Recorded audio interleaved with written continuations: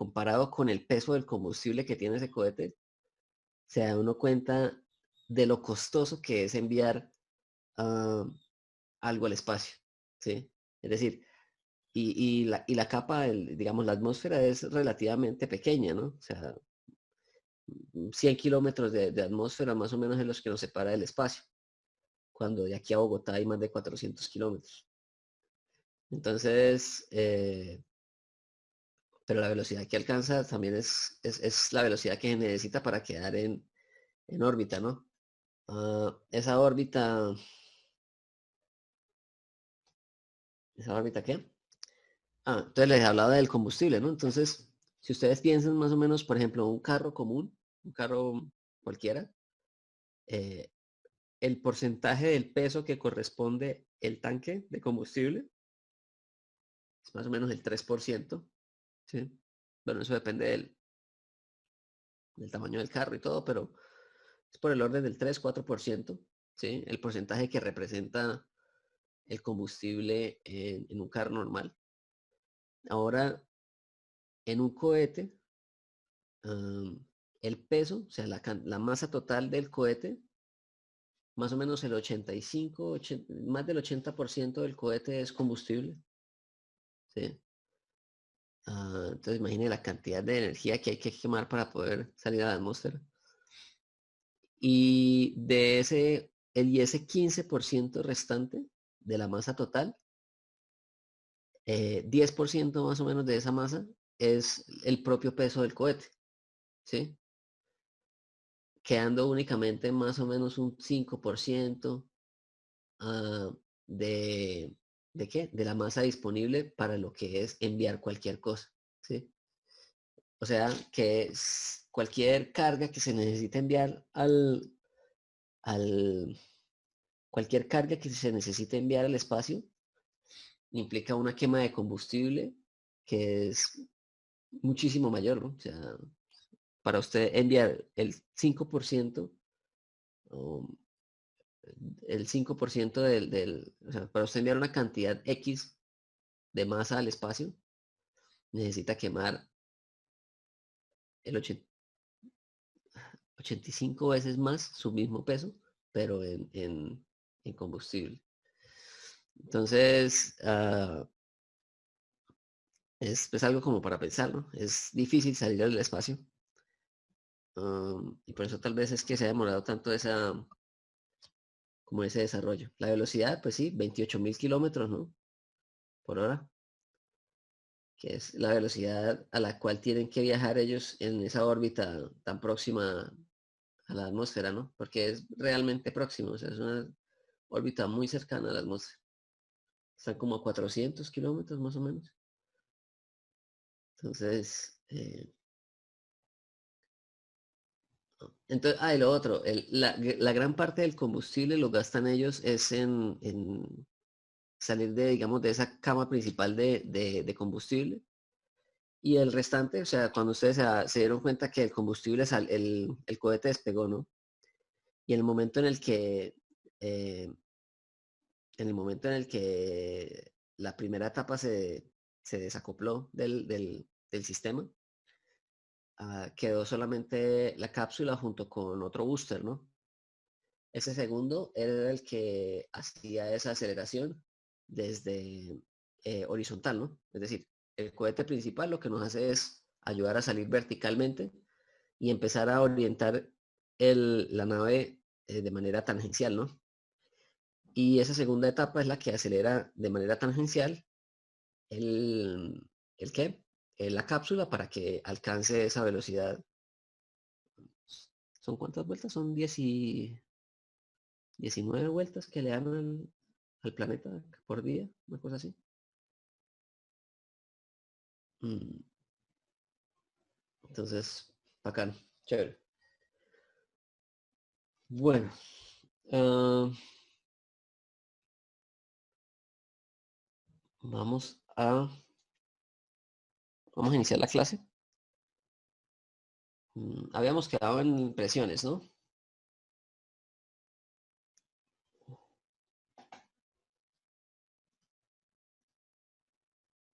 Ya les coloco la presentación.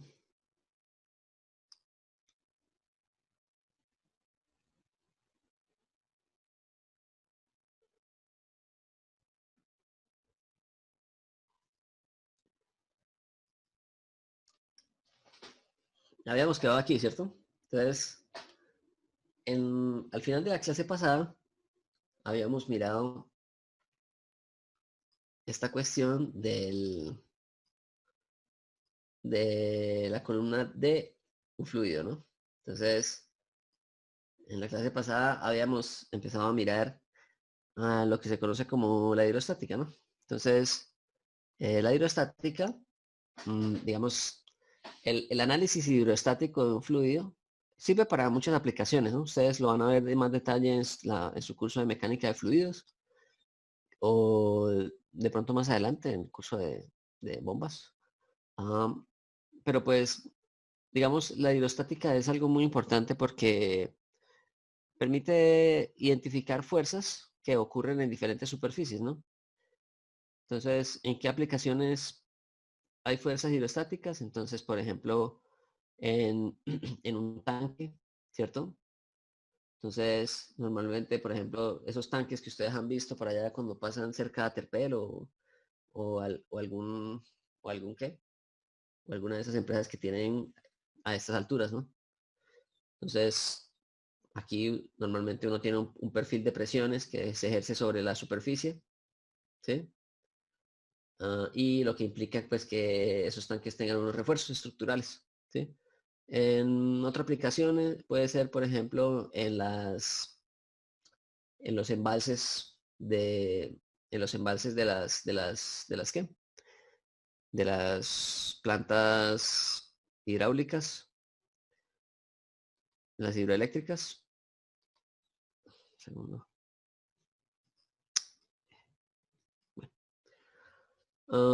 También se tienen, ¿qué otra cosa se tiene? Las fuerzas hidrostáticas. Bueno, en sistemas termodinámicos, pues generalmente se suele hacer uso de este fenómeno también como un instrumento de medida, ¿no? Entonces, ese va a ser nuestro principal uso de lo que es la hidrostática, ¿sí? La hidrostática para lo que nos implica a nosotros acá lo vamos a utilizar más como una forma ah, eh, experimental de tomar medidas dentro de un sistema, ¿sí? De tomar la medida de la presión dentro de un sistema. Entonces nosotros habíamos llegado a esta ecuación, ¿no?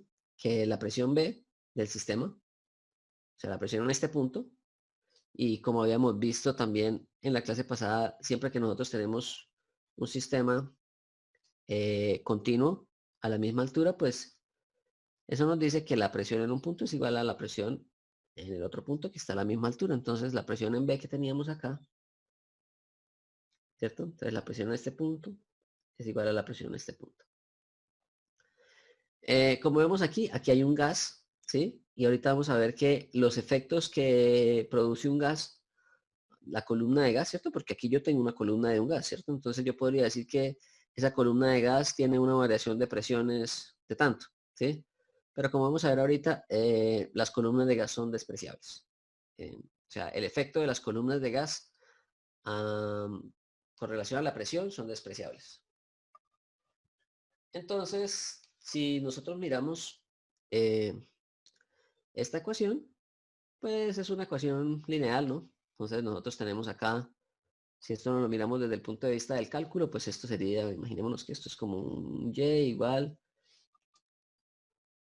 un y de x igual a una constante que sería esta presión atmosférica, ¿cierto? Más una pendiente, pues, digamos que hay un m por un x, ¿cierto? Y ese x que nosotros vamos a considerar, pues va a ser esta longitud. Entonces, el aumento de la presión con el L es lineal. Bueno, entonces vamos a mirar para qué aplicaciones nos sirve también hacer uso de ese concepto de una columna de un fluido. El primero de ellos es para lo que se llama barometría, ¿sí? Entonces, el objetivo de la barometría es determinar presiones atmosféricas.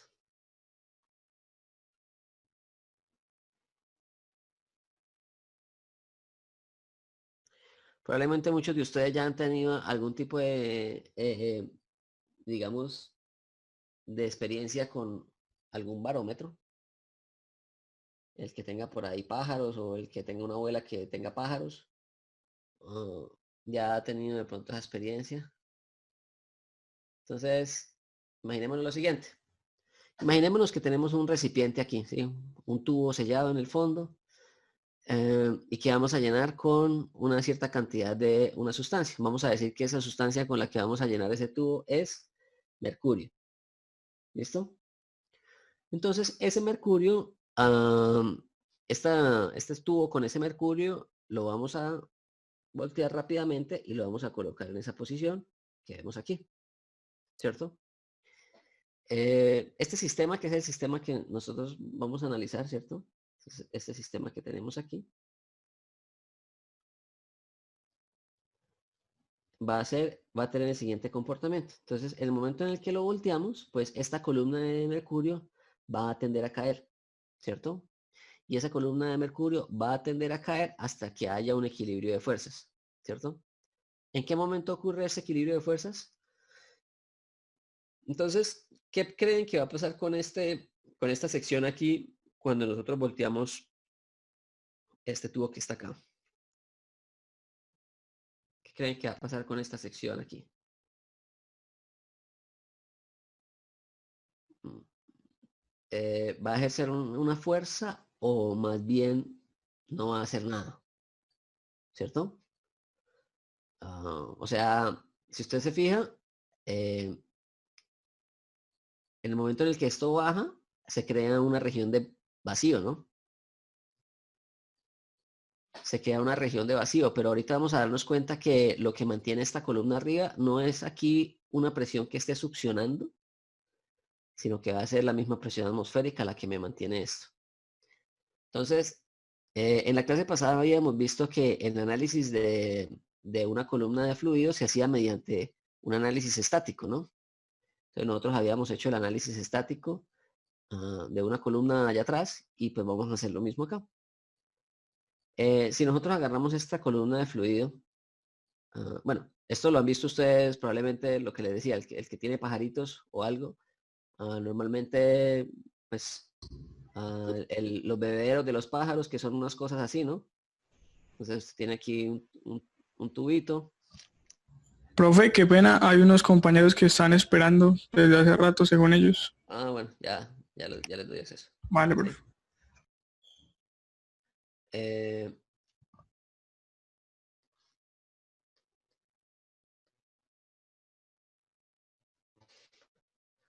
entonces, los que tengan pájaros o algo, pues normalmente los bebederos son como un tubito acá donde uno coloca una cierta cantidad de fluido, ¿cierto? Y ese fluido permanece ahí sin salirse por acá, que esto es donde toma agua el pajarito, ¿cierto? Entonces, más o menos ese concepto es el mismo que ocurre en un barómetro. Entonces, en el barómetro, simplemente nosotros volteamos este sistema y en esta región de aquí se crea un vacío, ¿no? Es decir, se crea una presión muy pequeña. Entonces, esa presión pequeña, pues lo que me hace es que la temperatura, la presión atmosférica me mantenga esta columna allá arriba. Entonces, vamos a mirar cómo ocurre eso.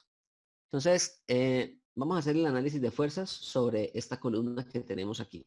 Entonces, dígame cuáles son las fuerzas que se están ejerciendo sobre esta columna que tengo aquí en rojo.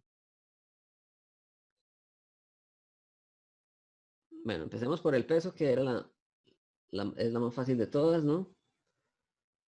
Bueno, cambiemos ese color, no se ve.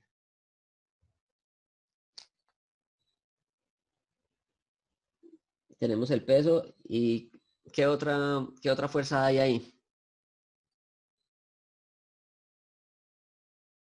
Entonces, ¿y esa presión aquí va a ser de cuánto?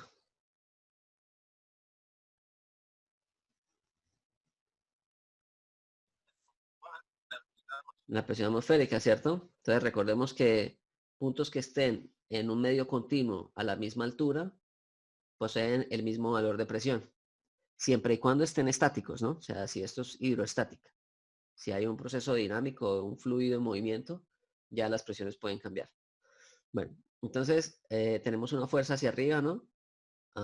Que va a ser igual a la presión atmosférica multiplicada por el área transversal de esa sección. ¿Va a haber algo más?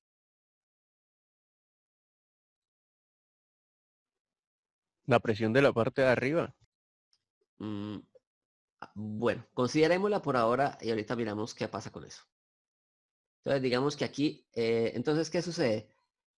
En la medida en que esta columna intenta caer, intenta irse hacia abajo, se va produciendo aquí una región de vacío, ¿cierto? Y esa región de vacío es lo suficientemente baja que puede llegar a producir un vapor de mercurio, ¿cierto? Entonces puede vaporizar el mercurio que está aquí en esta interfaz.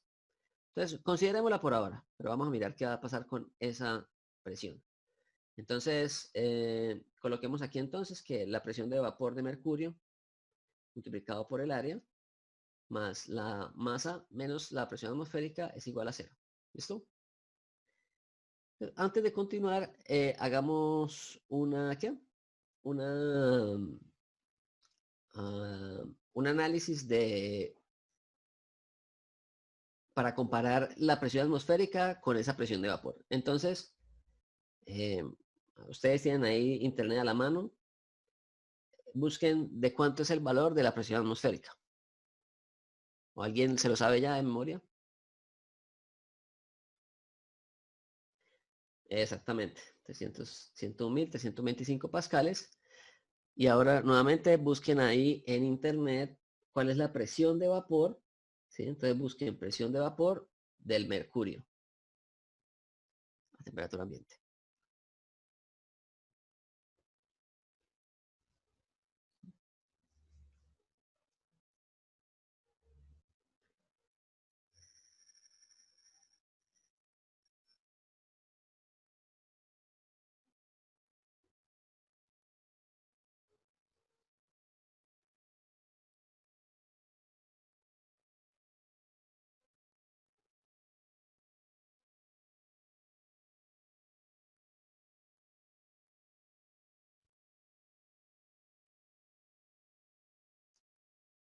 Profe, esa presión atmosférica es a nivel del mar.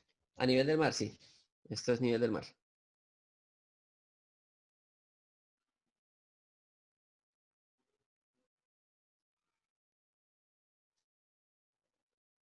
Pero quiero que busquen presión de vapor del mercurio. A ver qué encuentran. Encontré 0.0018 torricelis. Eso, 0.0018 Thor. ¿Listo? Bueno, Thor hace referencia a Evangelista Torricelli, que fue, digamos, la persona que desarrolló el primer barómetro útil, pues, pero pues tuvo, digamos, la desgracia de que nunca pudo saber el valor del instrumento que él desarrolló. Como muchos de los grandes personajes de la historia que han muerto y nunca han podido ver el éxito de sus obras, pues Torricelli fue uno de esos. En realidad, pues no sé si él de pronto murió en la desgracia, como tantos otros, como Mozart o como eh, Van Gogh, ¿sí? Eh, pero pues lo que sí sé es que él no pudo ver, digamos, la utilidad de ese instrumento que había desarrollado. Entonces, les pido por favor que, bueno, Torricelli entonces es una medida de presiones, entonces les voy a pedir que me hagan la transformación, ¿no? Entonces, ¿cuánto equivalen 0,0018 Torricellis en Pascal?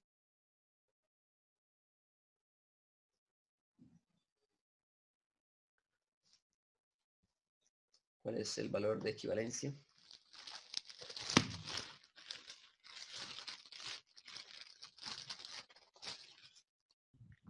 Eh, 0.2399. 0,2399. ¿Listo? Entonces, un segundo. Listo. Entonces, 0,239. ¿Así? Esta Sí, conversión acá. señor. Sí. Listo. Pascales, ¿no? Entonces, recordemos que a nosotros lo que nos interesa del análisis en barometría es determinar este valor de aquí, que es la presión atmosférica, ¿no? Entonces nosotros vamos a despejar esa presión atmosférica de la ecuación y nos queda entonces que la presión atmosférica es equivalente a, eh, eh, eliminamos las áreas, ¿no? Entonces me queda aquí una presión de vapor del, del, ¿del qué? Del mercurio, más esto, recordemos que esto mediante un análisis habíamos dicho que era la densidad o la gravedad o la longitud de la columna de agua. Pues resulta que al hacer este análisis, ¿cierto? Experimentalmente se encontró que esta columna nunca pasaba de un cierto valor, ¿cierto? Es decir, que esta columna siempre iba a dar un máximo. Y ese máximo fue de 760 milímetros, ¿sí? Y eso es lo que se conoce como 760 milímetros de mercurio, que también, milímetros de mercurio también se considera como una medida de presiones, ¿sí? Pero asociada a este L que tenemos aquí. Y que esos 760 milímetros de mercurio son equivalentes a una atmósfera, que sería la presión atmosférica, ¿cierto? Si nosotros nos fijamos algo y hacemos un reemplazo aquí de datos, ¿verdad? La densidad del mercurio, por favor busquémosla por ahí en internet también nuevamente, pero es que no me acuerdo si son 13.600 o 13.900, creo que son 13.600 kilogramos por metro cúbico. ¿Sí? Sí, profe, 13.600. Listo, entonces 13.600 lo multiplicamos por la gravedad y lo multiplicamos por la densidad del mercurio. Perdón, por los 760 milímetros, obviamente pasados a metros. Entonces, 13.600 multiplicado por 9,81 por 0,76. Eso les debe dar más o menos este valor que tenemos aquí, que fue el que habíamos dicho que era el de la presión atmosférica.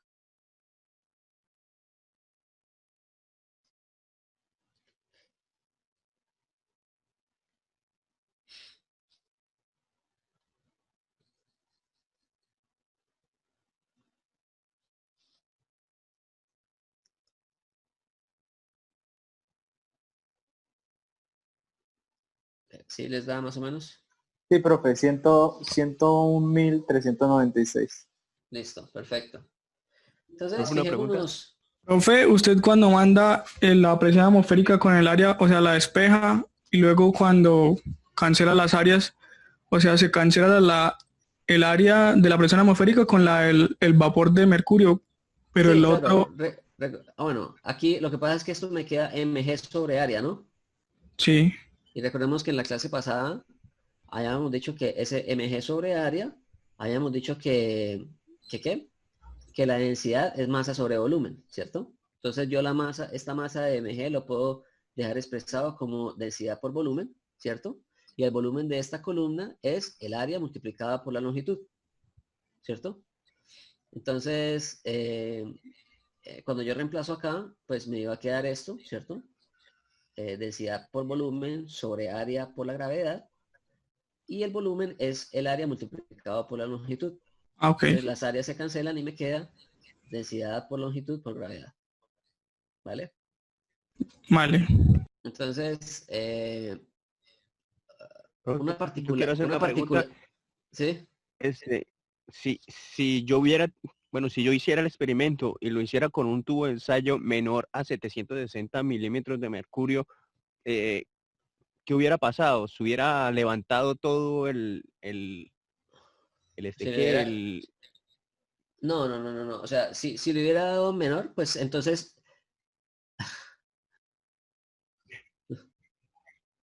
Está buena la promoción. Esto... nada, pues simplemente en este diagrama, ¿sí? Le aparecería aquí una fuerza, ¿verdad? Porque, digamos, usted coloca aquí una longitud menor, ¿cierto? Eso es lo que usted me quiere decir.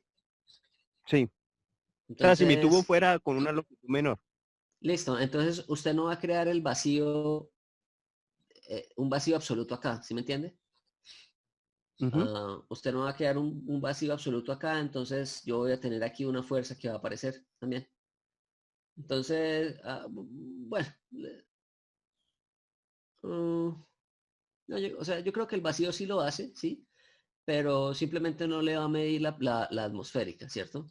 O sea, usted necesita por lo menos un metro, bueno, por lo menos 760 milímetros, que es la columna máxima que le puede sostener el vacío absoluto, ¿cierto?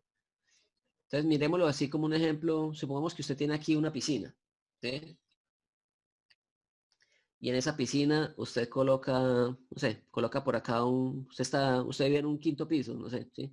Y allá en el quinto piso usted coloca una bomba de vacío, ¿cierto?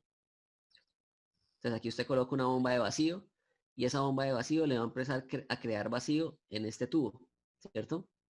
Entonces, ¿qué va a suceder en la medida en que se va creando vacío? Pues usted va haciendo que la columna de agua, esta columna se empieza a llenar con esta sustancia que sería agua, ¿no? Entonces se va a llenar, se va a llenar, se va a llenar, se va a llenar, se va a llenar, hasta que llega a un punto máximo, ¿sí? Entonces, ese punto máximo al cual puede llegar esa columna, pues en el agua, ¿de cuánto sería? A ver, podríamos hacer ese cálculo también para el agua. Calculemos cuál es la longitud necesaria para calcular la presión atmosférica utilizando agua, ¿sí? Entonces, la presión atmosférica lo tenemos. Esto vamos a desconsiderarlo. La densidad del agua la conocemos y la gravedad la conocemos, podríamos despejar la longitud. Entonces hagamos ese cálculo. ¿Listo? Para explicarles lo que usted me quiere, lo que usted me acaba de preguntar ahorita.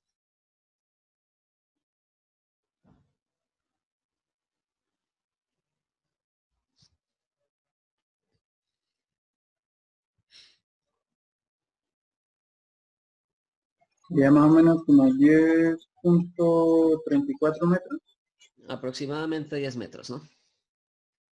Entonces, 10 metros de columna de agua es lo que me equivale a una atmósfera, ¿cierto? Entonces, volvemos aquí al tema del edificio. Si usted está en un quinto piso, está a una altura mayor a 10 metros. Entonces, si usted coloca aquí una bomba de vacío que le empieza a crear vacío en esta tubería, pues ese fluido únicamente le va a subir hasta 10 metros, ¿sí? Nunca le va a llegar hasta la bomba porque la bomba puede que esté a 30, 25 metros, ¿cierto? Entonces, ¿qué pasa si yo tengo una sección menor aquí ¿de qué? De columna. Entonces, pues yo simplemente voy a mantener esa columna, ¿sí? Entonces, usted me decía, ¿qué pasa si la columna que yo tengo no es de 760 milímetros de mercurio, sino es de 500, ¿sí? Pues simplemente yo le voy a sostener toda esta columna de mercurio, ¿cierto? Ahora, ¿qué pasaría si la columna fuera de 1 metro? ¿Sí? Si esa columna que yo tengo de acá es de 1 metro, pues simplemente la presión que yo tengo acá de la atmósfera no me va a sostener esa columna, no va a tener esa capacidad de sostenerme esa columna. Entonces, si tengo 1 metro de columna de mercurio, pues se tiene que desocupar una cantidad de ese mercurio, ¿cierto? Es decir, se va a salir una cantidad de este mercurio por acá hasta que llegue a los 760 milímetros. ¿Listo? Más o menos ese es el concepto de... No sé si le pude responder la pregunta. ¿Sebastián fue? Sí, profe, ya me quedó un poco más claro. Bueno. Entonces, este análisis también de las presiones también es interesante porque, como vemos, es independiente del área, ¿no? ¿O no? Miremos qué pasa con la presión de vapor. Pues la presión de vapor es de 0,239 comparado con 101.325, ¿sí? Entonces, pues podemos decir que este término es despreciable, ¿no? ¿Cierto?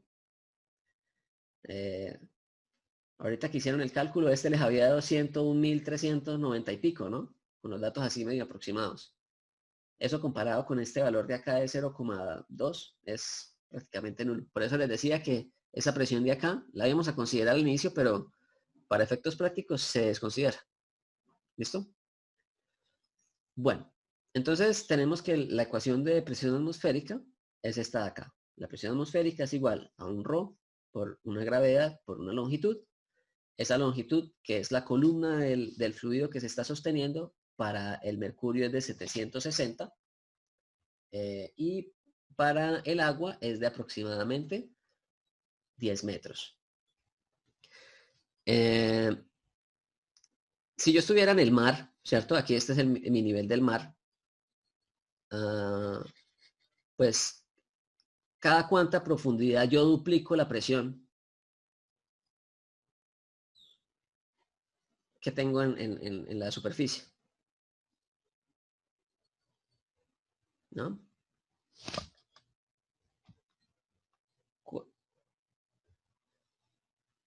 ¿Cuánta profundidad necesito yo para duplicar la presión que tengo en la superficie, que es la presión atmosférica?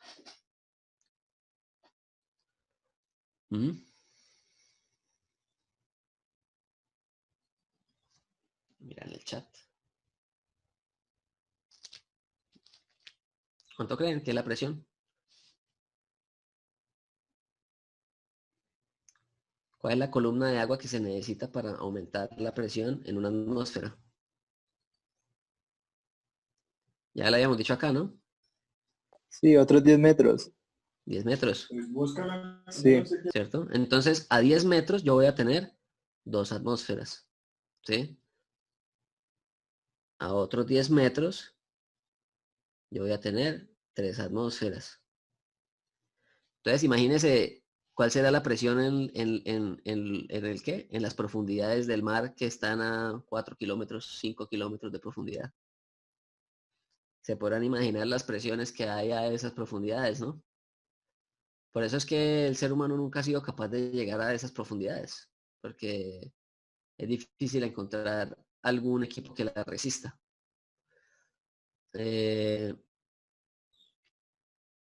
Y pues también es impresionante, ¿no? Que haya vida a esas profundidades. No sé si ustedes han visto lo que les sucede a los pescados que se mueren en esas profundidades cuando flotan a la superficie. ¿Alguien ha visto qué pasa con los pescados que se mueren allá en las profundidades y flotan a la superficie? Se No, hinchan, profe, ni idea. se hinchan. Se empiezan a deformar, ¿sí? Ujú. Se empiezan como a inflar y terminan todos hinchados, rarísimo, ¿sí? Parecen como aliens. Entonces es un pescado que allá en el fondo del mar pues tiene, imagínese la estructura normal, pero imagínese usted está allá a miles, ¿quién sabe cuánto será eso? A ver, 4 kilómetros por esto, deben ser como 400 megapascales, una cosa así gigantesca. Entonces, en el momento en el que salen a la superficie, pues como el cuerpo de ellos está acostumbrado a esa presión, pues simplemente se expande. Que es una de las cosas con las cuales tienen que tener cuidado los que hacen apnea. ¿Apnea es que se llama? Para, Sí, apnea, profe. para hacer la ascensión, ¿sí? Ellos tienen que ascender muy lentamente para que los pulmones tengan una expansión lenta una expansión lenta, ¿cierto? Si ellos suben muy rápidamente, los pulmones se expanden muy rápidamente y pueden tener daños en los pulmones, ¿no? Lo mismo, ellos siempre tienen que mantener el aire dentro de los pulmones y lo van liberando en la medida en que van subiendo. Si ellos liberan rápidamente el aire ayuda a mantener la presión dentro de los pulmones. Entonces, todo eso hay que tenerlo en cuenta. Y ahorita vamos a mirar por qué es importante esto de la altura. Entonces, fíjense, necesitamos 10 metros para lograr una presión que es el doble de la presión atmosférica. Ahorita vamos a mirar qué sucede con los gases. Entonces, bueno, aquí, si ustedes se dan cuenta, aquí hay 2 instrumentos. Estos son instrumentos más como de decorativos, pero que tienen historia, ¿no? Este instrumento que aparece acá es un termómetro, que es el termómetro de Galileo.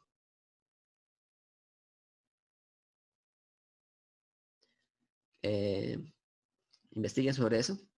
Y este de acá es un barómetro, que es el barómetro de Goethe.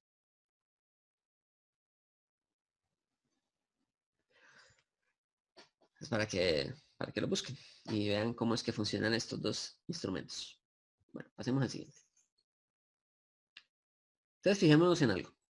Aquí en este diagrama estamos viendo qué está ocurriendo con diferentes variables. Entonces aquí tenemos densidad, presión, temperatura y velocidad del sonido. Por ahora nos interesa solamente mirar qué sucede con la presión, que es lo que estamos trabajando. Profe, ¿Sí? qué pena. Una pregunta. ¿Es Dígame. el Goethe que es el mismo escritor? Sí, creo. Von Goethe. Ok. No, esa es la pregunta. Gracias. Bueno, no estoy seguro si es el mismo filósofo. No estoy seguro, pero creo que sí es.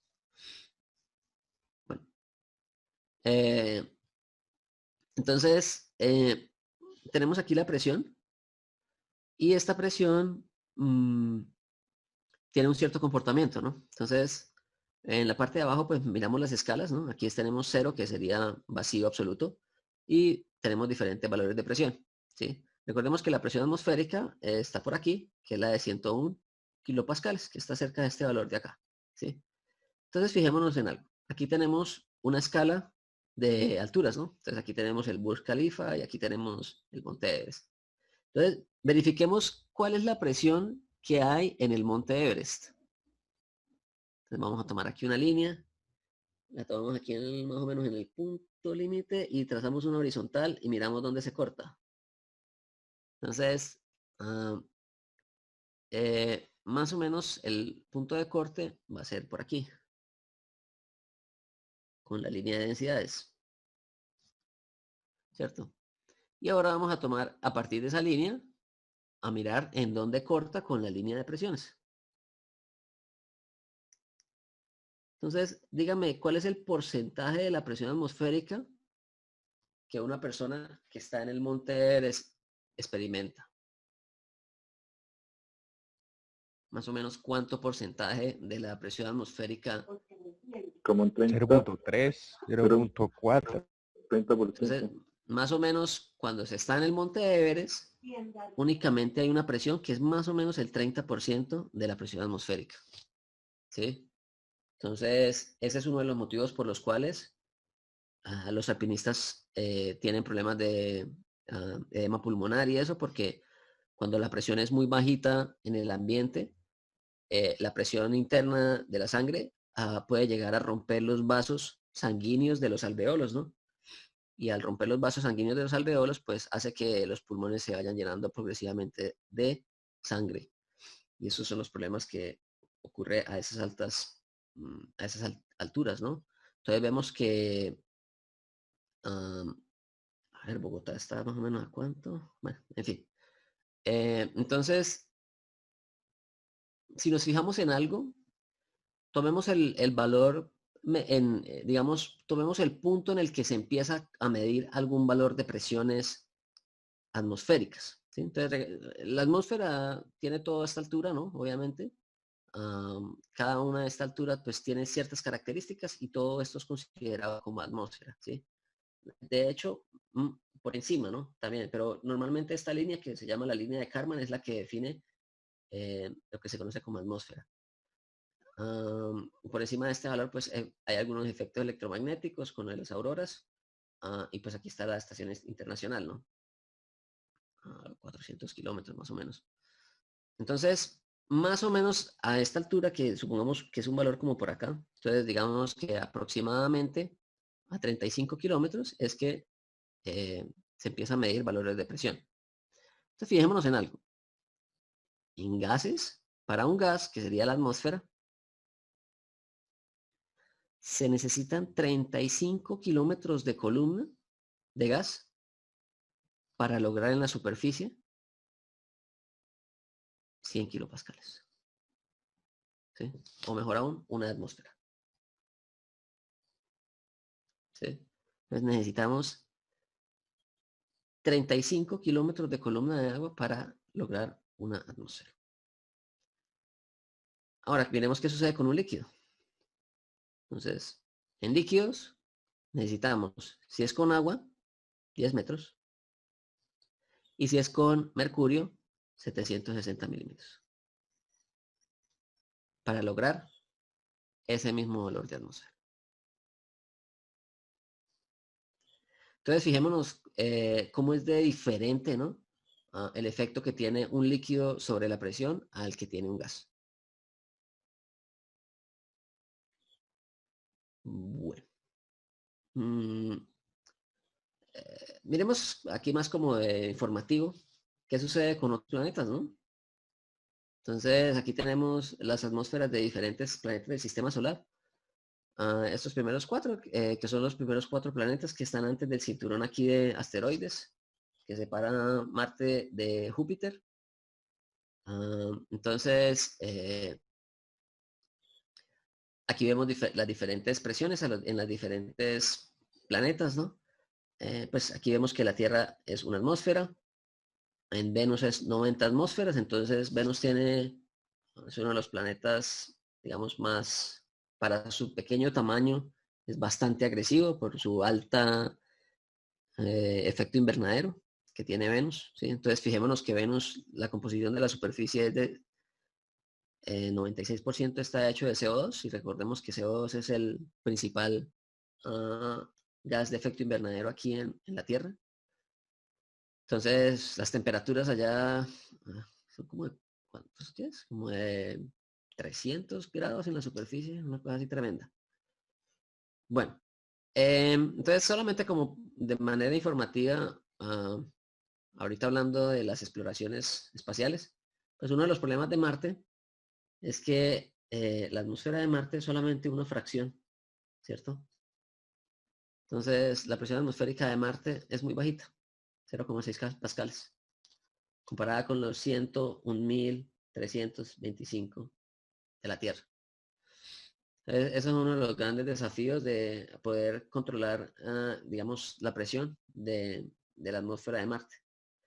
Hay algunas teorías que dicen que la idea es colocar bombas atómicas en los polos para que se derritan los polos, ¿cierto? Porque en los polos están hechos de agua, ¿sí? Y de pronto al producir esto, la evaporación de toda esa agua de los polos, se pueda aumentar un poco la presión atmosférica y crear un poco de efecto invernadero, porque el agua también tiene esa función. 95% dióxido de carbono. Bueno, después siguen los gigantes gaseosos, ¿no? Entonces Júpiter, Saturno, Neptuno. Una particularidad de ellos es que todos están hechos principalmente de hidrógeno, que es el principal compuesto del Sol, ¿sí? Entonces, no sé, de pronto si Júpiter hubiese tenido un poco más masa, de pronto hubiese podido haber llegado a ser un Sol. Y tenemos acá algunos otros cuerpos celestes, ¿no? Importantes del sistema solar, en particular Titán, ¿sí? Entonces Titán es una de las estrellas de Saturno, entonces él está por aquí dándole vueltas a Saturno. Y fijémonos en algo interesante que tiene Titán, es que es el único cuerpo, además de la Tierra, en el sistema solar, que tiene mares y tiene ríos, ¿sí? La cuestión es que los mares y los ríos de Titán están hechos de metano, ¿sí? Y hay lluvias y hay tormentas de metano en Titán. Entonces, la NASA ahorita tiene una serie de misiones, entre ellas una misión a Titán, que ahorita no me acuerdo cómo es que se llama, que tiene como interés pues mandar un dron. Entonces van a mandar a un dron a Titán para hacer la exploración de este planeta. Y otra cosa importante de Titán, que es llama mucho la atención, es que tiene una presión atmosférica muy similar a la de la Tierra, ¿sí? Y también tiene el componente principal de Titán, es el mismo componente principal de la Tierra, que sería el nitrógeno. Entonces a pesar de la distancia, obviamente esto está muy lejos para ser habitable. Presiones muy bajitas, entonces imagínense, para que el metano esté en la forma líquida, digamos naturalmente, tiene que llegar a las temperaturas de condensación del metano, que son de menos 100 y pico grados Celsius. No, ahorita no me lo sé así de memoria, pero es una temperatura muy bajita. Bueno, esto más como manera informativa. Aquí pues hay una serie de datos adicionales que de pronto ustedes pueden ver. Yo les voy a pasar la presentación cuando terminemos la unidad. Profe, si hicieran lo que usted dijo en Marte, ¿qué pasaría con la radiación de las bombas? sea, igual se Ah, tardarían años, pues lo que cientos de pasa años, es ¿no? que obviamente eso son teorías, ¿no? Pero la radiación en un planeta tan árido como es Marte, pues no tendría ningún impacto, a pesar de que todo eso son hipótesis y conjeturas, ¿no? Porque ah, una de los, digamos, ahorita con toda la exploración de Marte y eso, y ahorita con el nuevo, la nueva misión que van a lanzar, eh, que también en Marte van a lanzar un dron para hacer la exploración en Marte y todo. ah, Uno de los grandes intereses de los científicos astrofísicos es que todo eso que mandan a Marte pasa por un proceso de de control de cualquier tipo de microorganismo, ¿sí? O sea, siempre se evita que se manden microorganismos de la Tierra a otro planeta. ¿Por qué? Porque uno de los intereses que hay por parte de los investigadores astrofísicos es mirar si existe vida en otros planetas, ¿sí? En otros cuerpos del sistema solar. Entonces tiene que estar totalmente esterilizadas esas naves. Por eso es que, no sé si ustedes han visto videos en YouTube de cuando muestran a los ingenieros trabajando en la construcción de las naves de la NASA. Bueno, si les interesa, busquen este canal, que es el Jet Propulsion Lab. ¿Sí? Esto es de la NASA. Ah, es el principal laboratorio de lo que tiene que ver con la construcción de todas las naves aeroespaciales, bueno, todas las aeroespaciales no, sino las naves, los que llaman los rovers, los landers, ah, que son los equipos que están allá en Marte, ¿no? Los que son, parecen ese robocito que es así como de cuatro llanticas y es plano y acá tiene como un ojito y bueno, ese que es así. Entonces, si ustedes cuando ven, eso está permanentemente siendo grabado. Entonces, no sé si ahorita si ustedes se meten les aparezca ahí algo, pero normalmente ellos están siempre permanentemente mostrando lo que estaban haciendo. Y cuando ustedes los ven trabajando, ustedes van a ver que ellos siempre están completamente tapados, ¿sí? Entonces, trajes completamente sellados, ¿sí? Entonces, de blanco, así con careta y gafas y todo, justamente por eso, para evitar la contaminación de esas naves. Entonces, es por lo que les digo, que es para evitar que haya contaminación.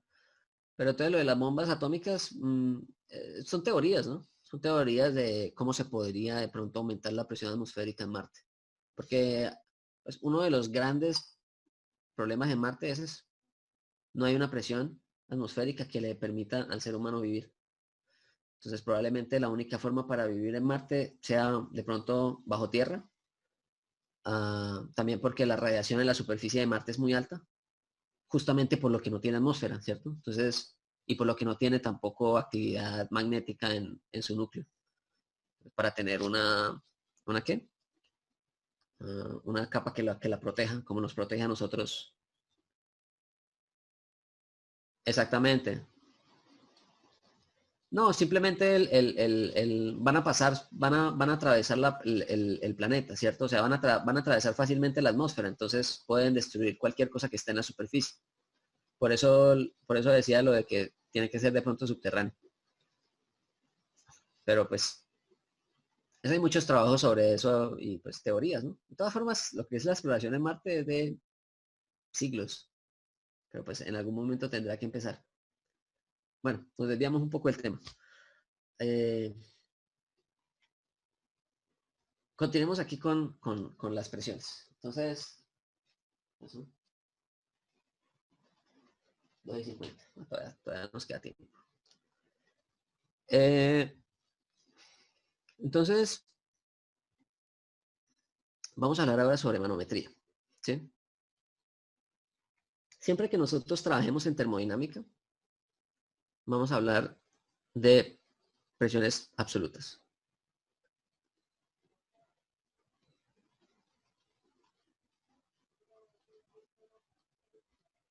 ¿Cierto? Entonces, ojo con esto, que esto es fundamental para la cáscara.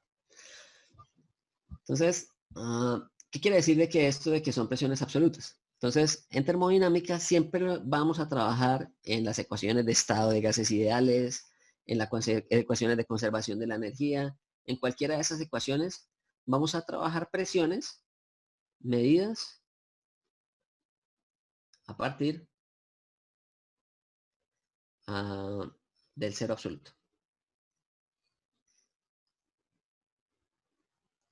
¿Qué es el cero absoluto?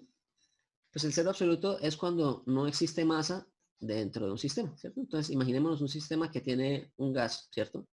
Y yo evacúo todo ese gas de ese sistema. Pues este sistema me queda ausente de masa.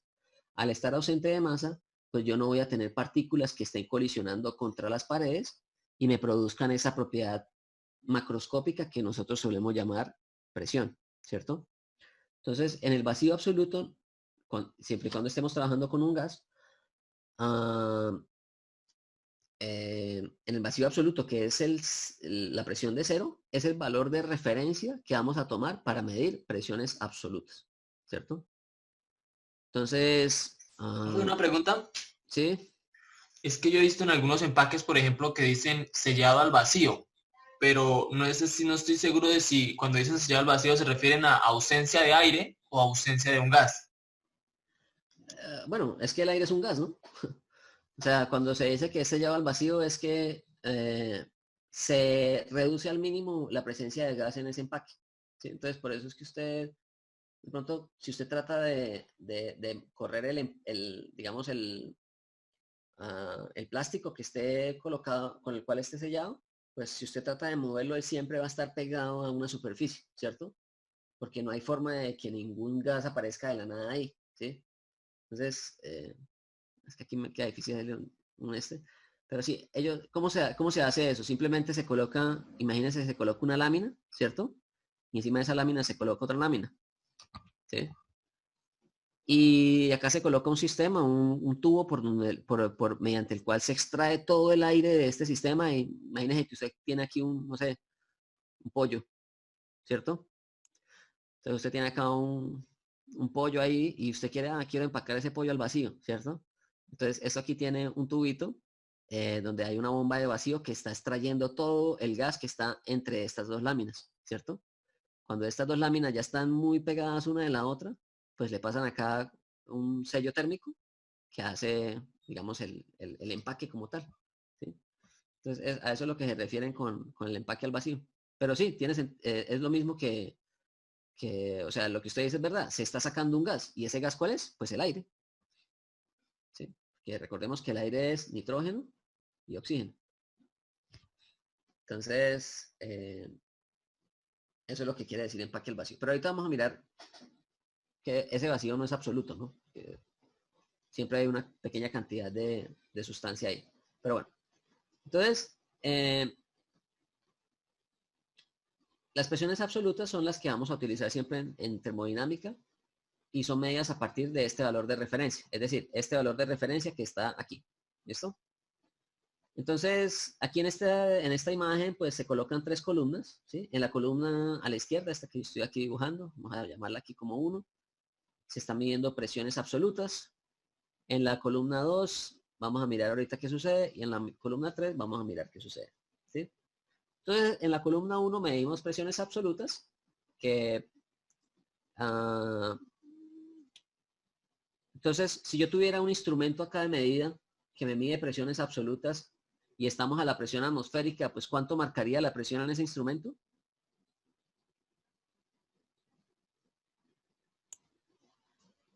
Si estamos a nivel del mar y yo tengo un instrumento con el cual mido presiones, ¿cuánto marcaría la presión en ese instrumento si me La mide atmosférica, ¿Y cuánto sería eso? 101.23. Listo. Bueno, Coloquémosle aquí 3 kilopascales. ¿Cierto? Entonces, ¿cuál es el problema? Que tener instrumentos que estén calibrados a partir de este cero absoluto es algo poco práctico, ¿cierto? Porque usted tendría que crear una cámara que esté a esta presión para a partir de esa cámara crear una forma de medir un valor diferente, ¿cierto? Entonces, lo que ocurre normalmente en la práctica es medir presiones manométricas.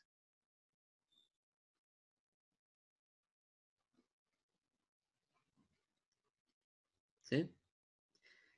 ¿Y qué es eso de presiones manométricas? Entonces, las presiones manométricas miden presiones a partir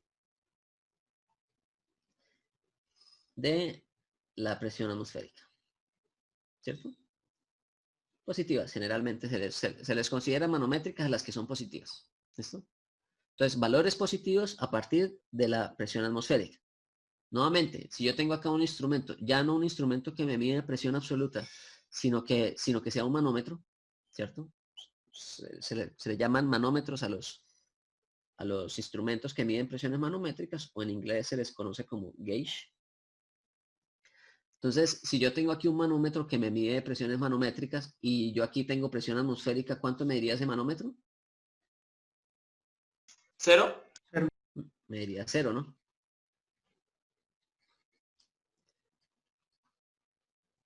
Sí. Pero entonces, ¿qué es lo que me garantiza los manómetros? Pues que es mucho más fácil de calibrar, ¿no? O sea, es mucho más fácil de calibrar un instrumento que se coloca en la condición atmosférica, que es una condición fácil de tener, si está disponible bajo cualquier circunstancia, para hacer esa calibración. Entonces, en la práctica, ustedes solamente se van a encontrar con este tipo de instrumentos, ¿sí? Yo personalmente no he visto un manómetro que mida presiones absolutas que no sea un barómetro, ¿no? O sea, recordemos que las presiones absolutas generalmente se miden mediante barometría, pero así en un equipo o algo, no. Generalmente son manómetros. Ahorita miramos cómo funcionan los manómetros. Y nos queda un tercero, que son las presiones de vacío.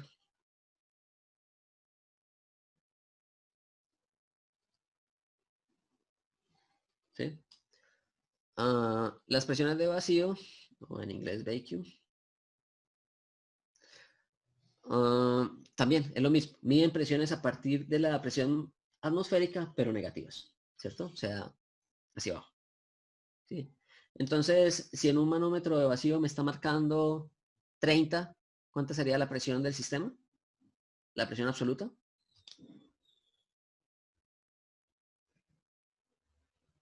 Sería la atmosférica menos la vacío. ¿Sí? O sea, ¿cuánto? Si fuera 30 en un instrumento de estos. Entonces, al instrumento que mide presiones manométricas se le conoce como manómetro. Y al instrumento que mide presiones de vacío se les conoce como vacuómetro. ¿Sí? Entonces vamos a escribir aquí las ecuaciones típicas de esto. Entonces, la presión manométrica de un sistema va a ser igual a la presión atmosférica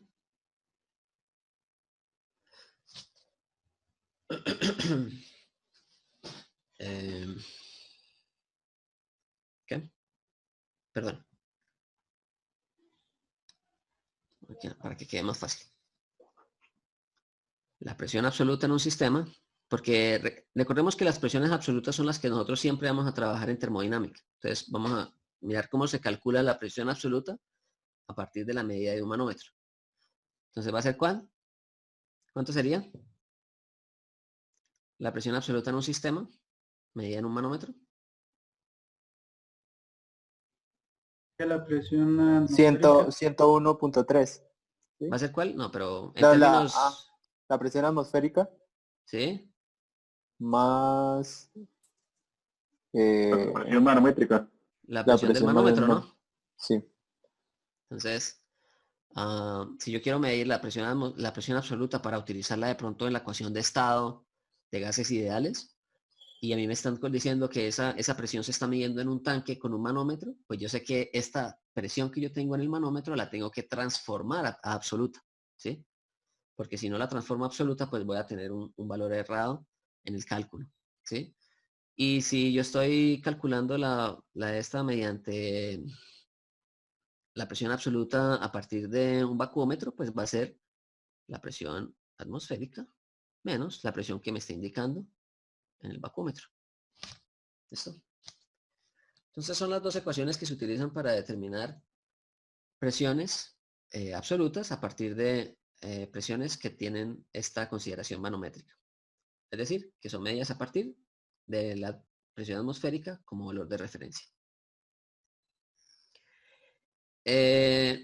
Como ustedes saben, existen otras unidades de presiones, ¿no? Entonces, hasta ahorita estamos hablando de pascales, acabamos de hablar de torricellis, pero también podemos trabajar con bar o con PSI, que son libras por pulgada cuadrada, o podemos trabajar con atmósferas, que me está faltando ahí, con milímetros de mercurio.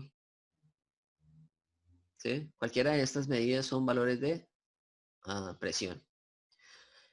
Sin embargo, en algunos manómetros o en algunos ejercicios es posible encontrar este valor de PSI, sobre todo los que son ejercicios en el sistema inglés que pues yo particularmente casi no trabajo. O yo en realidad no trabajo, pero solo para que ustedes tengan conocimiento. Muchas veces ustedes van a encontrar este término PSI seguido por una letrica G o por una letrica A. ¿Cierto? Entonces, esta letrica G hace referencia a este término. Entonces, si a usted le están diciendo que un sistema está dando 70 PSI G, ¿qué quiere decir eso?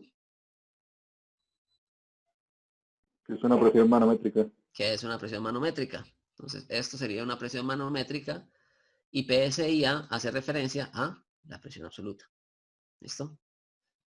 Entonces, si le dicen que eso está a tantos PSI-A, pues usted ya sabe inmediatamente que es una presión absoluta. ¿Listo? Son términos como más técnicos de esos dos conceptos. Bueno. Pasemos al siguiente.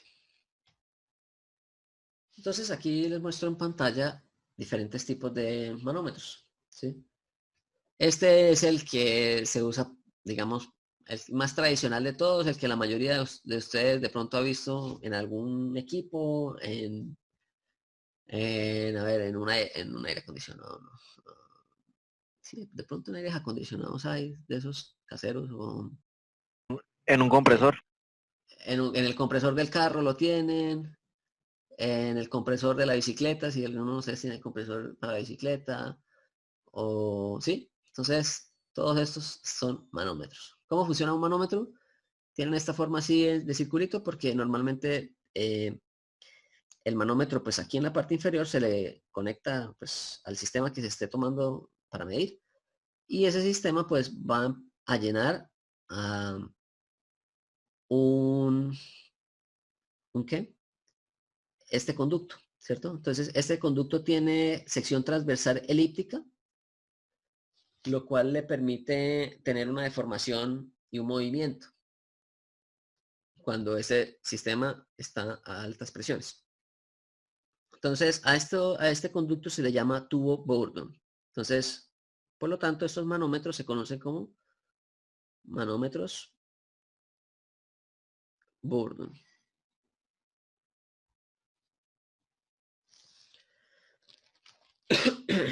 Bueno, esos manómetros Bourdon, bueno, eso fue un ingeniero francés, lo mismo del siglo XIX. Y esos manómetros Bourdon lo que hace es que el fluido llena este conducto, ¿sí? Y dependiendo de la presión que se esté ejerciendo dentro de este conducto, ese conducto tiene un ligero desplazamiento en esta dirección, ¿sí? Hacia allá o hacia acá, ¿sí? En el momento en el que esto se deforma o se desplaza en un sentido, pues mueve este sistema de barras, ¿sí? Mueve esta barra, aquí tenemos un engranaje, y ese engranaje está conectado al eje del medidor, y ahí es donde se hace pues la medida de presiones. Eso obviamente pues tendrá que estar calibrado adecuadamente. Entonces, este es como el más común que se encuentra. Este sería el más barato que hay, ¿no? Entonces, cualquiera puede hacer este tipo de manómetros. Entonces, a estos se les conoce como manómetro en U. A este de acá se le conoce como manómetro en U. Y a este de acá se le conoce como manómetro inclinado.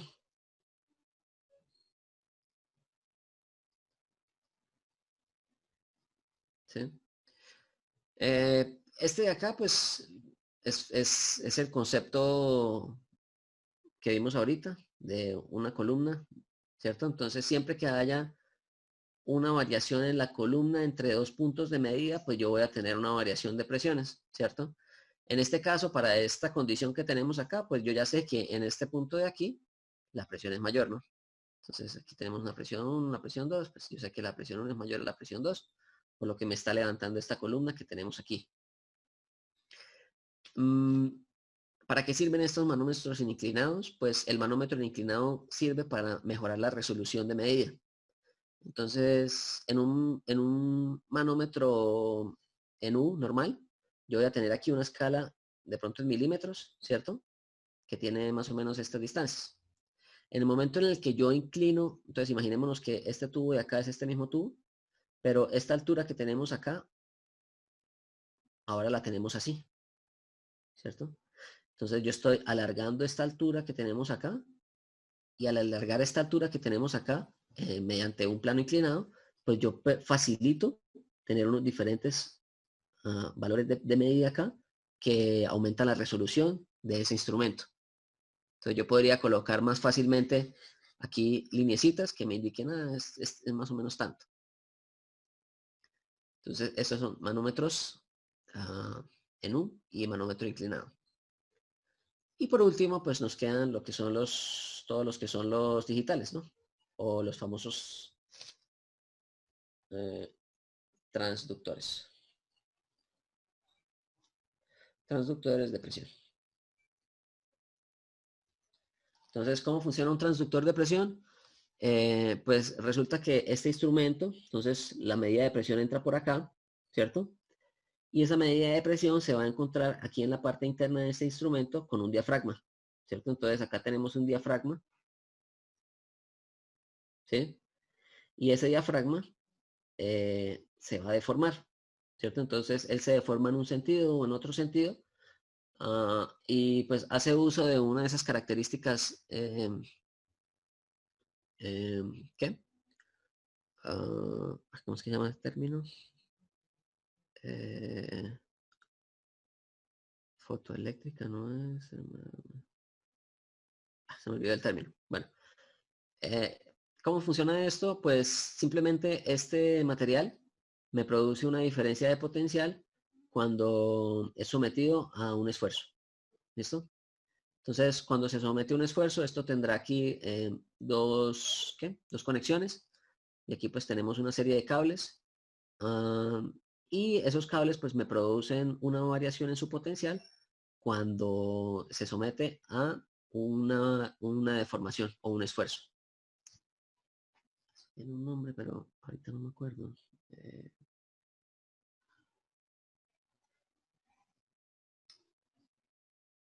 Bueno, piezoeléctrico. ¿Sí? Entonces, eso funciona bajo un efecto que se llama el efecto piezoeléctrico, que es el mismo efecto con el cual funcionan los micrófonos, los audífonos, ¿sí? Entonces, cuando usted habla a través de un micrófono, ocurre lo mismo. Cuando usted habla, usted produce una variación en la densidad si usted produce ondas mecánicas que se propagan a través del aire. Y esas ondas mecánicas, que son ondas de presión, empiezan a tocar ese diafragma que está en el micrófono, ¿cierto? Entonces, en el momento en el que usted mueve ese micrófono, pues ese micrófono va mandando señales digitales que se pueden codificar. Y después se pueden decodificar enviando esas mismas señales digitales para que muevan un diafragma que me producen el sonido en los audífonos. Entonces, es lo mismo, ¿sí? Transductores de presión. Bueno, entonces, ya para terminar la clase, vamos a hablar un poco sobre... Hay gente aquí por fuera. Vamos a hablar un poco sobre temperatura, ¿no? Ahí para que se rían un poco con la caricatura. No sé si a alguno de ustedes le ha pasado, pero bueno. Entonces, antes de hablar de temperatura, vamos a definir un concepto que es el concepto de ley cero. Entonces, la ley cero de la termodinámica la voy a definir primero, sí, la voy a leer ahí de esa definición que está ahí, y después empezamos a hablar de qué quiere decir eso. Entonces, esa ley cero de la termodinámica, extrañamente, pues fue la última de las leyes que se definió, ¿sí? Entonces, históricamente, la primera ley que se definió de las leyes fundamentales de la termodinámica fue la segunda ley. Después se definió la primera ley. Y por último se definió la ley cero de la termodinámica. ¿Sí? Entonces, curioso eso. Entonces, esto es de 1931 y se le atribuye a este personaje.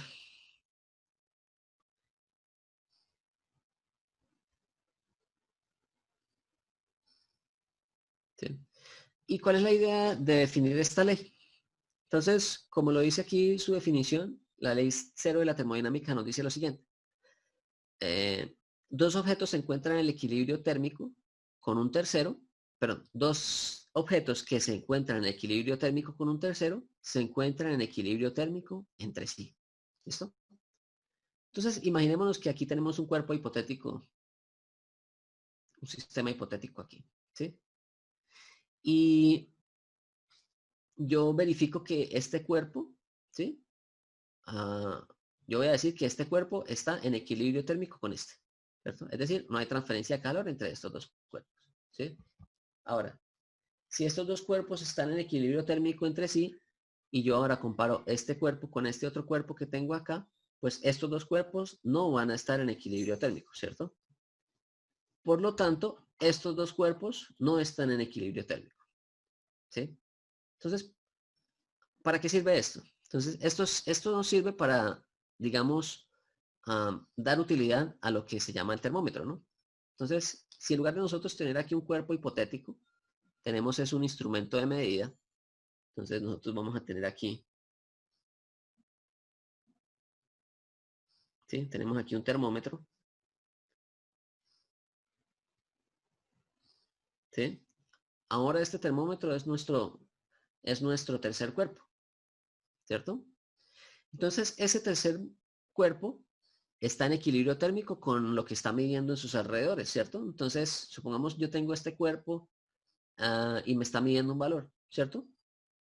Ese valor que me está midiendo puede ser, por ejemplo, la temperatura ambiente, ¿sí? El ambiente sería nuestro tercer objeto. Entonces, el ambiente está a 25 grados, ¿sí? Bajo esa circunstancia, pues este termómetro pues me estaría marcando un valor de 25 grados en su escala. Si yo agarro este termómetro y lo coloco acá y me sigue marcando 25 grados para este objeto 1, pues eso querría decir que el objeto 1 está en equilibrio térmico con el ambiente, ¿no? Ahora, si yo tomo la medida acá y me está dando que es 40 grados, pues ahí yo inmediatamente sé que aquí hay un desequilibrio térmico. ¿Listo? Entonces, ese concepto, digamos, que parece tan trivial, ¿no? Como que es tan obvio esa definición de ley cero de la termodinámica, pues en términos prácticos lo que nos permite es definir un poco más claramente el concepto de termómetro, ¿sí? Como instrumento de medida. Entonces, cuando hablamos aquí de un tercer objeto, ¿sí? Entonces, aquí estamos hablando siempre de un tercer objeto, pues este tercer objeto por lo general es un termómetro.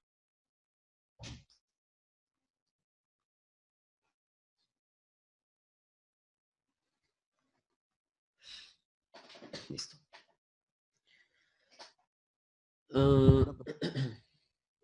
¿Alguna pregunta? Pero es similar como al lo de matemáticas, que es lo de transitividad. Transitividad. No sabría decirle. ¿Qué es lo de transitividad? Si A y C es iguales y Como una C, especie de lógica. sí, Ok. Pues sí, podría decirse que sí. O sea, si este está en equilibrio térmico entre este, y este está en equilibrio térmico con este, pues este estaría en equilibrio térmico con este. Sí, parecería un silogismo. Pero pues, sí, es como una especie de postulado lógico, ¿no? Entonces, pero sí, ese es el concepto de la ley cero de la termodinámica. ¿Sí? Definir un tercer objeto bajo el cual se va a utilizar como referencia para mirar si dos cuerpos están en equilibrio. Algo más o menos así. ¿Listo? Bueno, entonces, termómetros. ¿Sí? Entonces, ¿qué es un termómetro? Pues es un instrumento de medida que tiene una propiedad con la cual se puede asociar la temperatura, ¿cierto? Entonces, esa propiedad con la cual se puede asociar la temperatura se le conoce como propiedad termométrica.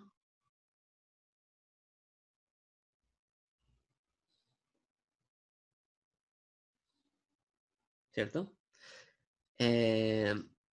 ¿Cuál es el instrumento para medir temperatura mm,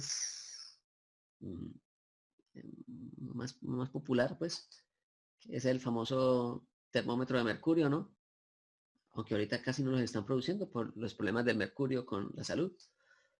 Entonces ahorita se trabaja más termómetros digitales, ¿no?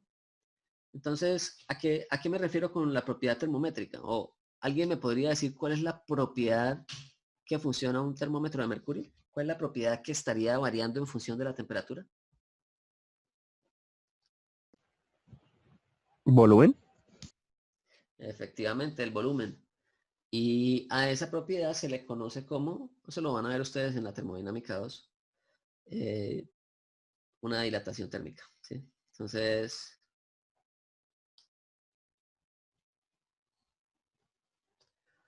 hay diferentes sustancias que tienen mayores grados de dilatación, ¿sí? Como consecuencia de una variación de temperatura. Y es el concepto, el concepto más primitivo que se utilizó para medir temperatura, que fue, si recuerdan allá en la primera clase, que les hablé del termómetro de Galileo, que pues fue el primero que inició como esa exploración de los termómetros. Siempre se hizo con ese foco, ¿no? Mirar cómo era que variaba la posición de un fluido dentro de un tubo cuando era expuesto a diferentes temperaturas. Y entonces, así como hay una propiedad termométrica, pues también tenemos una sustancia, ¿no? Que se conoce como la sustancia termométrica.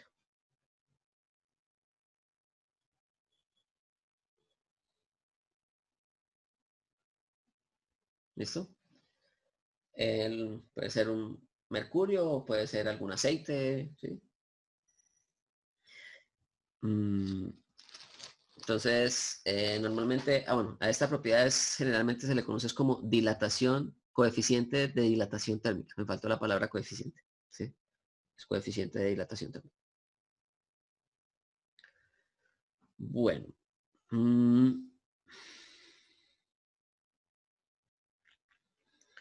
Sin embargo, pues estos termómetros tienen, digamos, baja resolución, ¿no? Tienen baja resolución y si usted quiere medir una temperatura de 500 grados en un termómetro de esos, pues probablemente se le va a reventar. ¿Sí? Entonces tiene esa limitación de que tiene una escala muy pequeña de temperaturas. Entonces es necesario tener otro tipo de instrumentos que me puedan medir temperaturas muy por encima de ese valor. Para eso entran los que se conocen como las termocuplas, ¿no? Entonces aquí vamos a mirar, bueno, antes de eso hablemos de las escalas, antes de hablar de los tipos de termómetros. Entonces las escalas de temperatura, tenemos aquí a los 4 personajes importantes ahí en el cuento de la temperatura. No sé si vieron el video de Celsius. No sé si alguno de ustedes lo alcanzó a ver ahí en el Moodle. Yo lo coloqué, cómo fue el desarrollo del termómetro de Celsius. Bueno, entonces si no lo han visto, les sugiero que los vean. Bueno, entonces, digamos, las primeras escalas, Fahrenheit fue, digamos, el primero en desarrollar un termómetro que fuera bastante práctico y que tuviera, digamos, una utilidad práctica verdadera, que fuera confiable, es decir, y pues él propuso una escala de temperaturas en donde colocaba una referencia, ¿no? Él tomó como referencia la temperatura del cuerpo. Entonces, la temperatura corporal como valor de referencia y dijo que era 96 grados, era la temperatura de un cuerpo a condiciones sanas, ¿no? No es un cuerpo sano, tiene este valor de temperatura en Fahrenheit. Y el otro valor de referencia fue la temperatura a la cual se funde una salmuera, ¿sí? Entonces, con esto, pues, se encontró que la temperatura de fusión del agua para esta temperatura es de 32 grados Fahrenheit y la evaporación es de 212. Digamos, la gran contribución de Celsius fue colocar una referencia un poco más como un poco más como formal, tal vez, que él colocó dos referencias de temperatura. Una temperatura de evaporación de 0 grados y una temperatura de congelamiento de 100 grados. Al revés, profe. Por eso les iba a decir que se vieran el video. Entonces, si se ven el video, van a entender esto. Esto después se invirtió, pero digamos, originalmente esta era la escala que había propuesto Celsius. Después Ok, aparecen estos dos personajes que definieron un nuevo tipo de escalas de temperatura, que se les denomina como las escalas absolutas.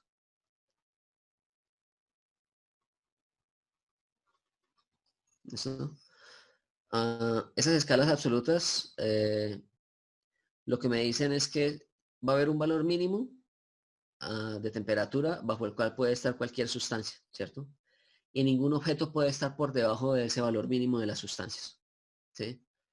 Yo les sugiero, échenle una leída a esto, a este concepto de lo que es el termómetro a gas a volumen constante. ¿Sí? Ahí explican el origen de dónde salen estas dos escalas.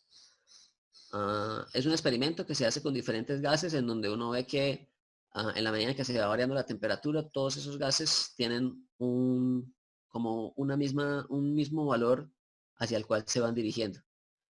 Y ese valor hacia el cual se van dirigiendo en la escala de Thomson es de menos 273 Celsius.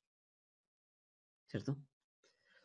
Entonces, esta sería la temperatura mínima a la que puede alcanzar cualquier sustancia en la naturaleza, ¿sí? Y de hecho es uno de los postulados de la termodinámica, uno de los grandes postulados de la termodinámica, que es ese postulado de lo que es la temperatura del cero absoluto, que es la misma del 0 Kelvin. Rankine hizo lo mismo, pero pues digamos que Thomson, la correlación que sacó Thomson fue para relacionar la escala Kelvin con la escala Celsius, que es la que se considera hoy en día como escala internacional. Bueno, la que más se utiliza hoy en día, pero la escala del sistema internacional son los Kelvin. Entonces esto, ¿cómo sería esto? Pues Kelvin sería igual a 273, creo que es como 16 más los grados centígrados, ¿cierto? Entonces, si usted tiene 100 grados centígrados, pues va a tener, o si usted tiene 0 grados centígrados, estamos diciendo que está a 273 Kelvin. Profe, Sí, claro. Thomson también tiene que ver ahí con con lo de la segunda ley de la termodinámica. Es el mismo, sí, es el mismo. Cuando veamos la segunda ley de la termodinámica, vamos a ver que es el mismo. Thomson es el mismo Lord Kelvin, ¿sí? O sea, Mm, él era un lord de, pues, de la sociedad británica de la época, y se consideraba Lord Kelvin, ¿sí? Por eso la escala Kelvin, ¿sí? ¿Profe, una pregunta? ¿Sí? No sé si usted ha leído pues esto, ¿cómo le digo yo? Digamos que argumentos que decía que llegando a los menos 273 Celsius se creaba el otro estado de la materia, el plasma, algo así, sobre estrellas. No, Creo que no, era no. temperatura Usted puede crear plasma a temperatura ambiente, ¿sí? El plasma efectivamente es otra forma de la materia que está constituido por iones, ¿sí? Entonces un plasma simplemente son iones, es decir, materia que está cargada eléctricamente. Ah, por ejemplo, usted crea un plasma cuando utiliza una soldadura, ¿sí? Entonces, cuando usted utiliza la soldadura, que es esta, a mí siempre se me olvida cuál es esa, la stick, que es esta que es así, que empieza a botar chispas, ¿cierto? Usted lo que crea aquí es un plasma, ¿cierto? Y ese plasma está a tan altísima temperatura que lo que me produce es el derretimiento de la superficie que está próxima, ¿no? Entonces, recordemos que aquí se genera una temperatura, ¿qué? Una diferencia de potenciales altísimo, ¿cierto? Entonces, yo allá en la máquina de soldadura le coloco que me coloque ahí una corriente de tantos amperios, ¿cierto? Entonces, aquí en la punta de esta soldadura, hay un campo eléctrico altísimo, ¿cierto? Y ese campo eléctrico altísimo, cuando hace contacto con un cuerpo que sea conductor como un metal, ¿cierto? Produce un arco eléctrico, ¿cierto? Y ese arco eléctrico se da porque el ambiente que está alrededor se empieza a cargar eléctricamente, ¿sí? Y se empieza a cargar eléctricamente hasta que se crea un plasma, ¿sí? Y ese plasma es lo que me produce digamos, esa liberación de calor así súbita y con una alta también liberación de luz. Entonces, el plasma generalmente es un estado de la materia nuevamente, pero pues no necesariamente es cuando esté a esas temperaturas. Lo mismo, ustedes han visto esas bolas que tienen, o las propias luces de neón y las luces esas que llaman, ¿cómo llaman? Esas luces que le colocan a las motos y a los carros. Bueno, generalmente eso lo que tiene por dentro es un gas, ¿sí? Que se somete a una diferencia de potencial alto, ¿sí? Y esa diferencia de potencial pues hace que ese gas se vuelva un plasma. Y ese plasma pues emite radiación. Entonces, lo que sí ocurre a bajas temperaturas es lo que llaman los materiales superconductores, ¿sí? No sé si ustedes han visto por ahí en videos que colocan un material a una sustancia supremamente baja y la someten aquí a un campo magnético y empieza a levitar. Eso únicamente se da cuando la materia está a temperaturas muy, muy, muy bajas, ¿sí? Entonces, pero sí, la materia tiene un comportamiento diferente cuando está a bajas temperaturas. Eso sí es verdad. Pero no es plasma. Las de Halo, sí. El Bose-Einstein.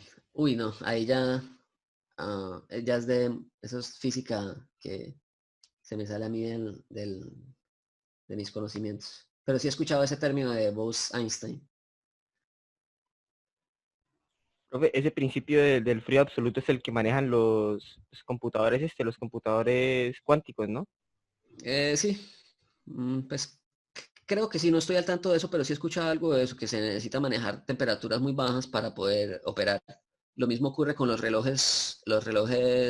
llaman los relojes atómicos, que son los que utilizan en los satélites y en diferentes digamos, naves espaciales y eso, que son unos tipos de relojes que, mejor dicho, tienen una exactitud tremenda con el tiempo. Tienen que estar a temperaturas criogénicas también. Y muchas Profe, de las cosas que están en el espacio también necesitan esas temperaturas criogénicas. Sí, claro. ¿Cómo hacen para medir por primera vez la temperatura del Sol? La temperatura del Sol. Huh. ¿Cómo hacen para medir la temperatura del Sol?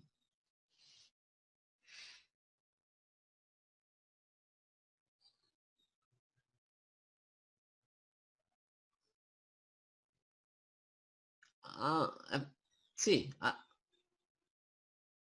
sí. Pero bueno, sí, es verdad, es verdad. Eso, lo que utilizan es la radiación electromagnética, ¿sí? Recuerde que el Sol, bueno, de pronto lo verán ustedes cuando vean radiación en transferencia de calor. El Sol emite lo que se llama una radiación que se llama radiación del cuerpo negro. Esa radiación del cuerpo negro ocurre cuando un material está a una temperatura muy alta, ¿sí? Es decir, siempre que usted llegue a temperaturas muy altas, se produce ese efecto, que es la radiación del cuerpo negro. Y esa radiación del cuerpo negro es una cantidad de radiación que tiene una característica, ¿cierto? Entonces, eso más o menos, como una curva más o menos así, ¿sí? Entonces, esa radiación del cuerpo negro tiene un pico en donde existe una radiación máxima a una frecuencia específica, ¿cierto? Y esa frecuencia específica en ese pico es un valor único, ¿sí? Entonces, que esto depende de la composición de la estrella, ¿cierto? Entonces, si la estrella tiene mayor composición de hidrógeno, de helio, eso, pues va a tener diferentes como valores de frecuencias que están asociadas a la composición, ¿sí? Y esa composición, como ustedes saben, pues como eso es mecánica cuántica. La mecánica cuántica es discreta, ¿no?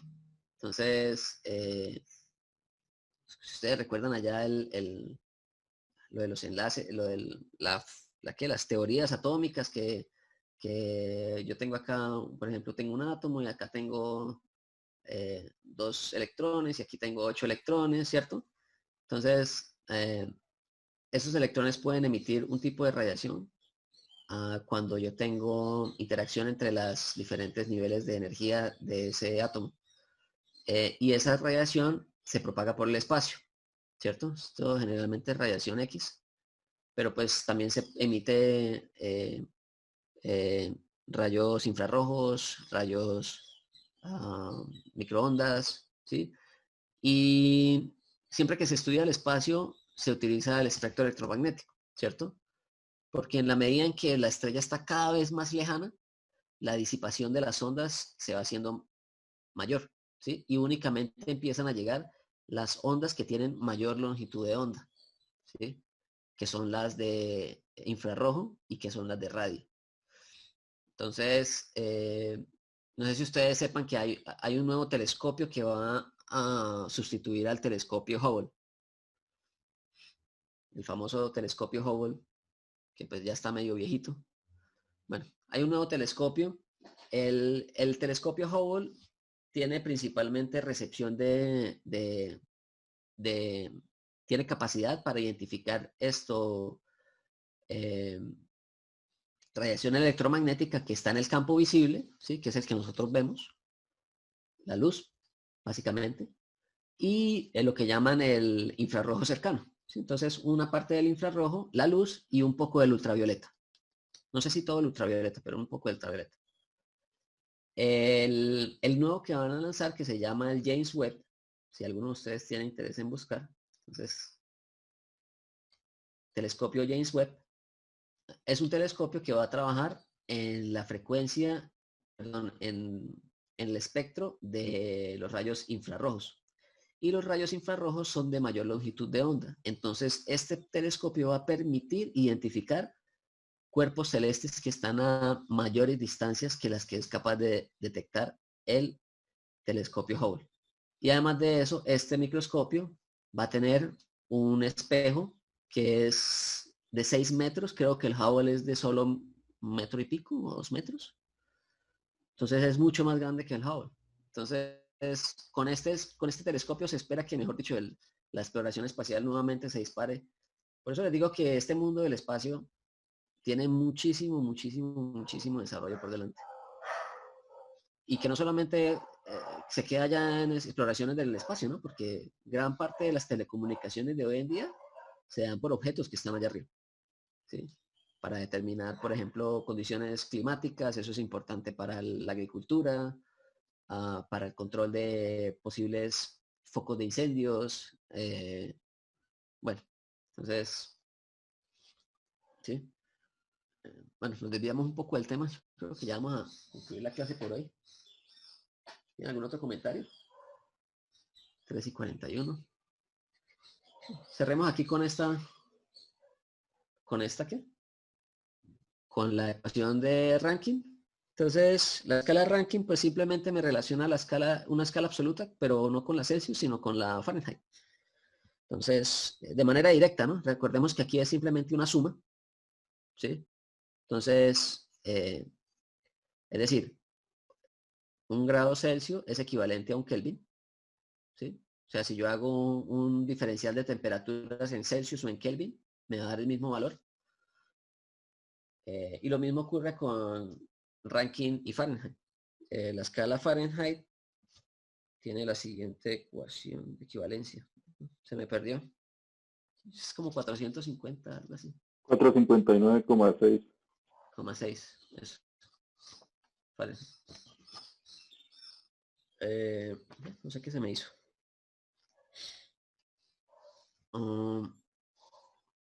Entonces, esas son las escalas de temperatura. Aquí les muestro algunos instrumentos para el cálculo de la temperatura. Entonces tenemos el clásico termómetro de mercurio, ¿sí? Que funciona mediante la dilatación de un fluido que está en el interior. Tenemos aquí los que son los digitales, ¿no? Entonces, los instrumentos digitales funcionan casi todos mediante el concepto de este que tenemos aquí. A esto se le llaman termopares. Bueno, hay varios tipos de termómetros digitales. Están los termistores también. Termistores, termopares y me falta uno. Termoresistencias. Bueno, entonces, ¿por qué termopar? Pues tenemos un par de cables, ¿cierto? Entonces tenemos 2 cables de diferentes materiales. Entonces, imaginémonos que tenemos un cable aquí y tenemos aquí otro cable que tiene otro material y estos 2 cables se unen acá en una punta, ¿cierto? En donde hay una función, una unión entre esos 2 termopares. Entonces, imaginémonos que esa punta está aquí al final de este instrumento. ¿Qué pasa? Que cuando nosotros tenemos materiales de diferentes, cuando tenemos la unión de 2 materiales diferentes, nosotros producimos a un nivel muy pequeño una diferencia de potencial, ¿cierto? Esa diferencia de potencial después es amplificada, pues para nosotros poder tener una señal digital, ¿sí? Pero lo importante de esto es que este potencial es función de la temperatura, ¿cierto? Entonces, en la medida en que yo cambio la temperatura, yo voy haciendo un cambio en el potencial que se genera simplemente por la unión de 2 cables de diferentes materiales. Entonces, a eso es lo que se conoce como termopar y es lo que es más utilizado en la industria, ¿sí? Entonces, aquí este termopar, por ejemplo, pues tiene todo su cable y aquí al final pues tiene todo este... digamos, esto es una protección, ¿sí? Una protección térmica para que no se vaya a dañar el cable o para que no quede expuesto, por ejemplo, a una llama o algo así. Y únicamente se coloca en contacto con la superficie que queremos medir, pues la puntica. Y aquí, pues, las famosas cámaras termográficas.